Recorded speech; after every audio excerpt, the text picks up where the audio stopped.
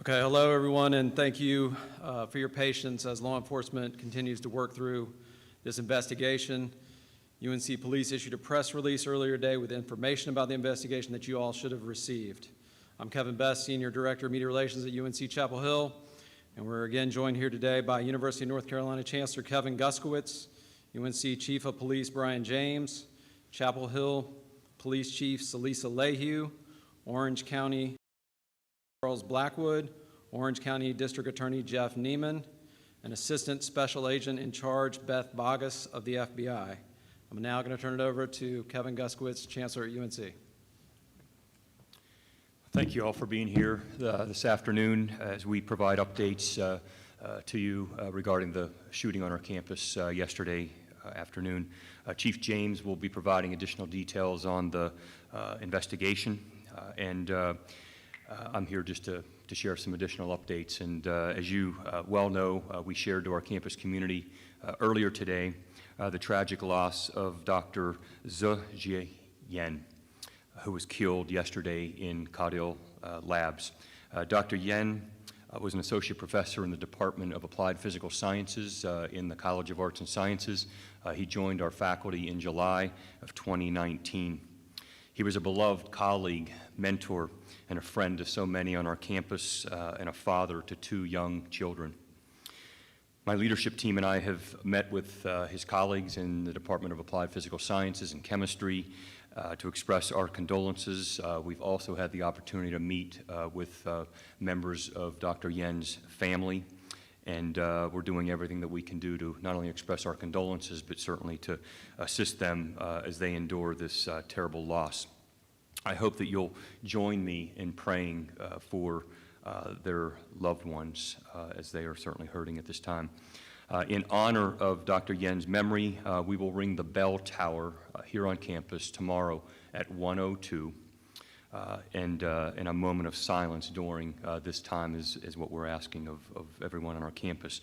We've shared resources for the people affected by this traumatic event, and we'll continue to share updates on unc.edu and through Alert Carolina.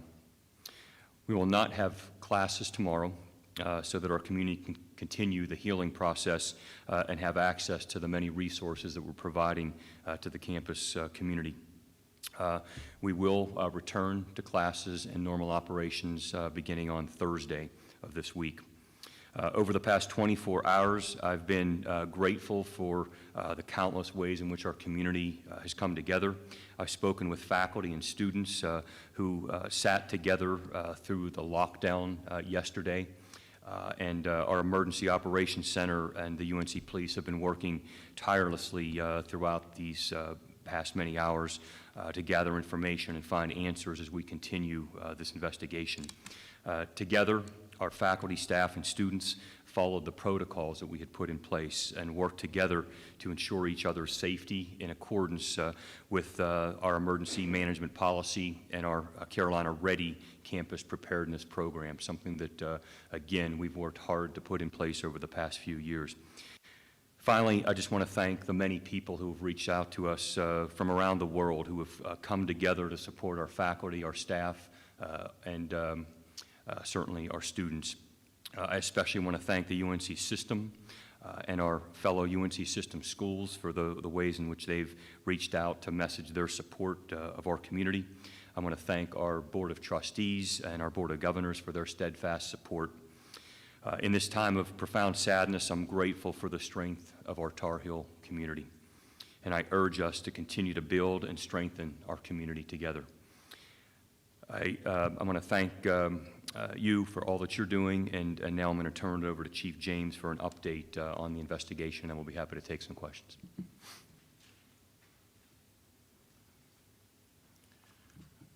Thank you, Chancellor Guskowitz. I'm Brian James, Chief of Police for the UNC Police Department.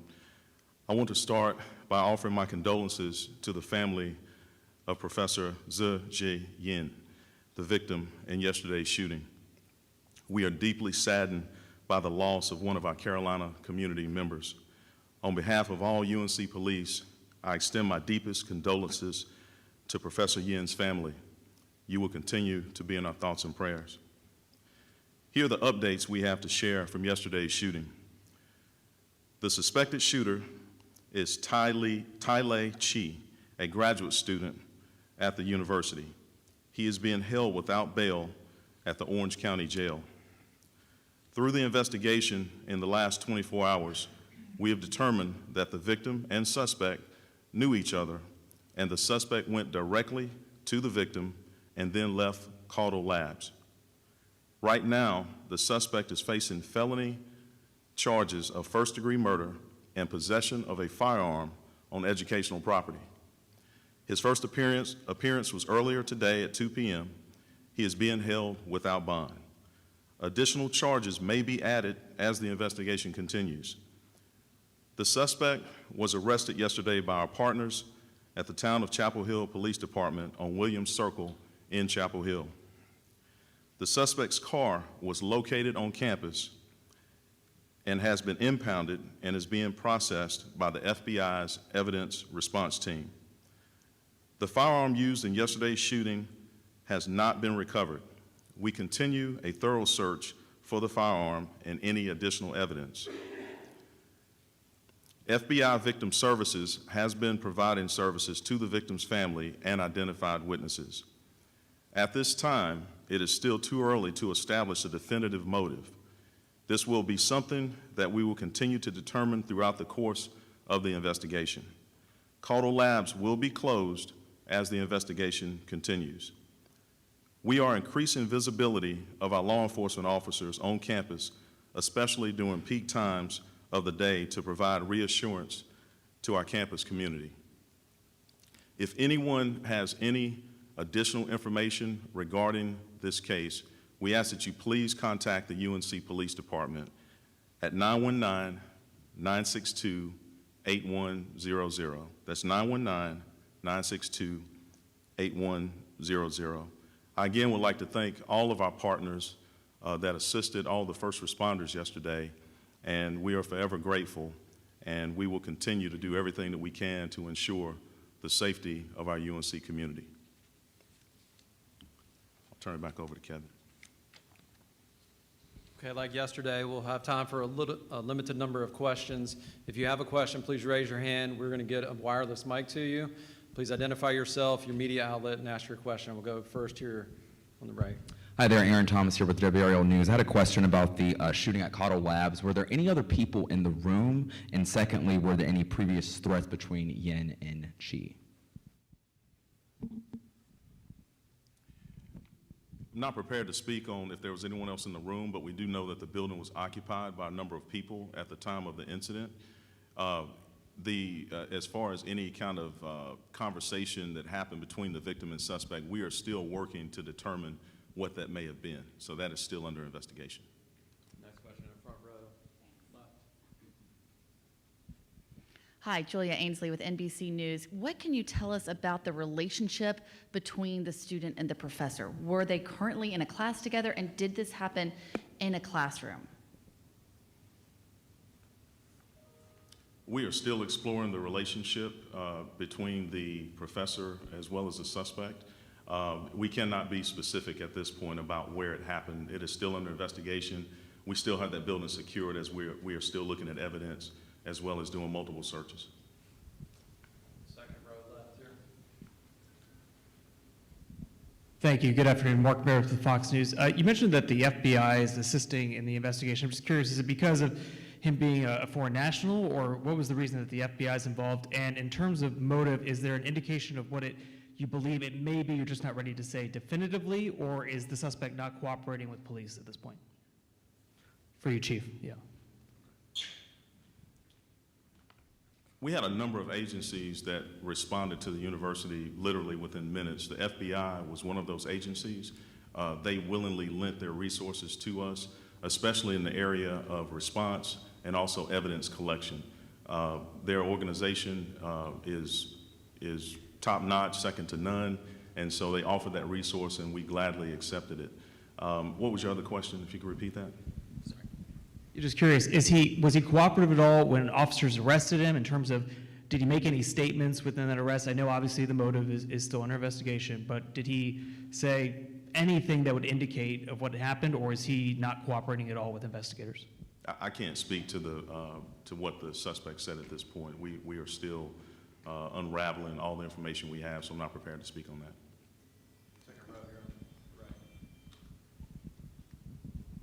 Hi, I'm Corey Dean with the News and Observer. This would be either for Chancellor Guskowitz or Chief James. Could you talk about how students and faculty are prepared for situations like this? I've talked to a lot of students today who say they knew what to do because they've grown up with having these issues, but they felt like they weren't given a lot of information from the university. I'm just wondering if you could talk about how information for situations like this should be or is disseminated to students and faculty. So as I talked about yesterday and talked about a bit in our campus message today, we pride ourselves on preparing our campus to be a safe environment every year. There's nothing more important than the safety and well-being of our students, faculty, staff, and visitors to our campus. We, over the past few years have really put together a program around being prepared for these events. We have an emergency action preparedness plan. We have an active shooter protocol that's part of that. We are part of the national Run, Hide, Fight program that is out there that we try to make students aware of and faculty. Last year, we began a program by which all of our classrooms and auditoriums where classes are held, there's a QR code that's provided for faculty so that at the beginning of the semester they have access to know exactly what the protocol is for that particular site, and to share that with students. Our resident assistants play an important role in our many residence halls. We house over about 9,000 students on our campus, and they are prepared for these situations. So we do everything possible, but we also learn from other campuses and colleagues around the country that have had these tragic events, and we'll continue to learn from this event as well. Chief, you may want to add to that. Just to reiterate some of the things that the Chancellor just discussed around the emergency action plan, another layer, and we discussed this briefly yesterday, we also do a lot of education on campus through our police department. Chancellor mentioned Run, Hide, Fight. That is something that we teach throughout campus. We also do a number of security surveys where we go to specific buildings, and we do get a number of requests because the buildings are unique. I don't know that there are two buildings on this campus that are the same, so it's very important that each person that either works or takes classes in that building or lives in that building is aware of what to do in a situation like this. So we certainly try to push that information out as much as possible. I know that it's also included in much of the initial orientation information for our incoming students each year, and we also do our best to make sure that we continually push out that information so our already existing students stay familiar with the protocol in case we have a situation like this. All right, go to the third row. Gray shirt here. Alex Perez with ABC News. This question is for you. Chief James, two questions. The first one being, did the suspect just walk out of the building after the shooting, and as the lockdown was happening, was he walking through campus, do we know? We don't know his exact direct path of travel. We do believe that he exited the building shortly after the incident occurred. We don't know exactly if he may have gone to another part of the building and then left, but we do know that he exited the building very quickly. Our officers, our UNC police officers, got there very quickly and entered the building, entered Cottle with a team within minutes, and we did not locate the suspect at that time. So we know that he must have exited that building very quickly right after the incident. And then secondly, the suspect had some questionable social media posts online. Are those posts part of the investigation, and if so, what are you looking for? We will look at every ounce of information available about the suspect. That may include social media posts, but certainly looking for any information out there that may have indicated what his intentions were and why he actually did it. Again, third row, right there, blue. Hi, Kelly Kendall, Carolina Week. Chief James, this question is for you. You touched on students. I'm wondering about instructors. I've talked to several students who say that their professors also did not seem to know what to do. They left their doors open and/or unlocked. And I'm wondering if teachers or instructors, professors, if they're specifically trained in this protocol. Yes, that information is disseminated to every faculty and staff member on campus. Individual situations, we certainly will look at those. There are certainly some lessons to be learned from this incident. Oftentimes when a critical incident occurs, people are reacting off of emotion. And sometimes, we do forget what to do. I'm not saying that happened, but sometimes that does happen. But we also need to ensure that we stay up to speed on what's going on. Chapel Hill, the town of Chapel Hill and the UNC community is an overall safe community with very low crime. But we also have to understand that we can't take that for granted, and we always have to be prepared in case we have a situation like this. So we will go back and look at anything that we could have done better, and we'll make sure that that it doesn't ever repeat itself. And we'll also do our best to ensure that we never have another incident like this on campus. Thank you. Yes, ma'am. Stacy back right.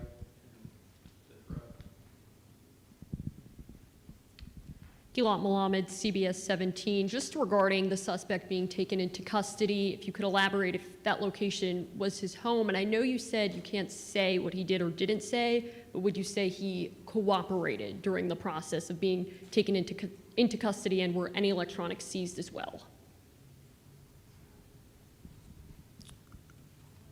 He was taken into custody without incident, meaning that there was no force used. Cannot speak specifically to what evidence was seized at that time. And was that his home? I'm sorry? Was that his home where he was taken into custody? That's what I understand at this point, is that is where he resides. Yes. I just want to clarify a little bit on that point as well. I'm Alex, NBC News.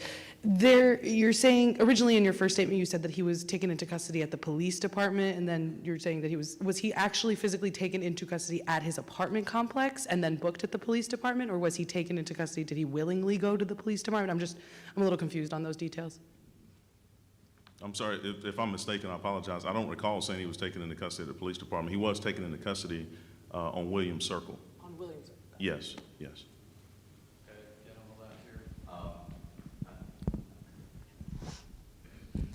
Andy Fies, ABC News, for the chief. Two quick questions. One, I know that you haven't recovered the weapon yet, but is there any determination as to whether the weapon was legally acquired or not?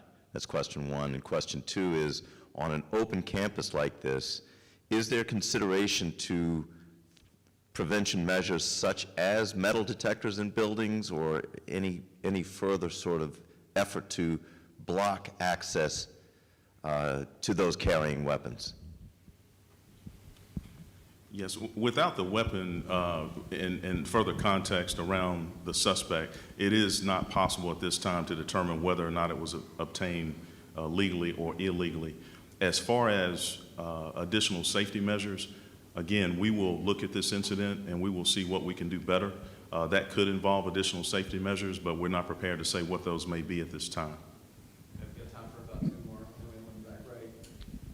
Chief, this is Josh Chapin, ABC 11. I want to clarify about how he was taken into custody, because my understanding was that Williams Circle, at least from talking to eyewitnesses and talking to neighbors, was not where he lived. Perhaps you can shed some light on whether he was maybe headed home and he was trying to get away from law enforcement, and maybe ditch the gun somewhere, because the neighbors out there told us that is not where he lived.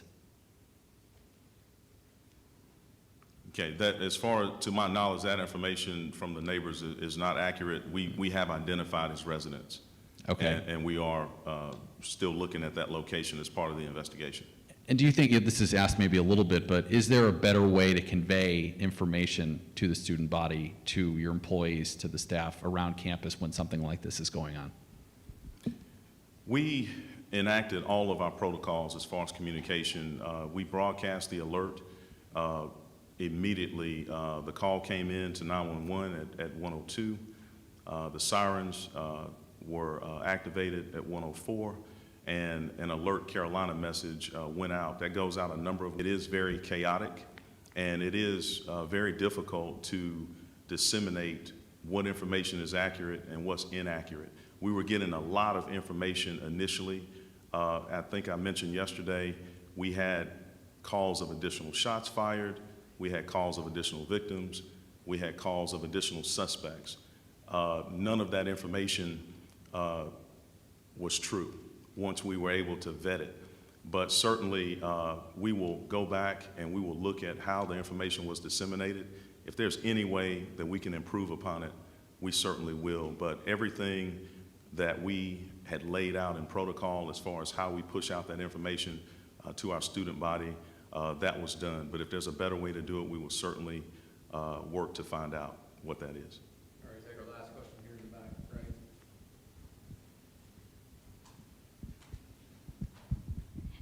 Greg. Nixon Norman with WFMY News 2. I know you said the car was impounded. Did he make his way back to Williams Circle on foot, or did he drive his way back there? And two, do you guys know how many shots were fired? One singular shot, or were there multiple? By all indications, the car was driven to campus sometime yesterday morning, and the car was still in place, and he was located on foot on Williams Circle. So at this point, we believe, unless we gather additional information, that he left on foot headed towards Williams Circle. We cannot say how many shots were fired at this point. As more information comes out and evidence is collected, that information may be available, but we don't know at this time. Thank you. Yes. All right, thank you, everyone. That's all the time we have for today. We'll be in touch with further updates as they become available, but thank you for attending today. Thanks.